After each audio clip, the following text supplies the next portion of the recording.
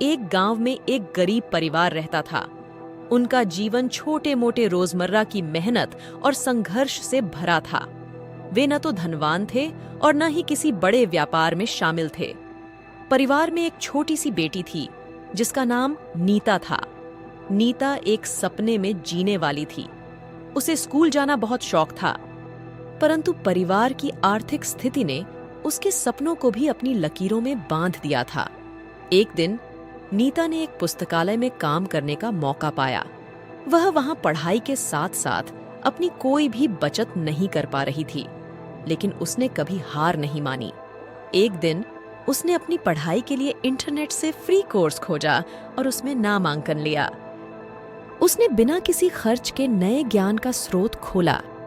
नीता ने फिर अपने ज्ञान का उपयोग करके अपने गांव के बच्चों को पढ़ाने का विचार किया। वह उन्हें निस्वार्थ रूप से सिखाने लगी और उनकी पढ़ाई में मदद करने लगी। धीरे धीरे नीता की सीखने की भावना और वहां के बच्चों की पढ़ाई में सुधार आया। उसने एक समृद्धि की नई दुनिया खोली जो धन की नहीं, ज्ञान की महत्ता पर आधारित थी।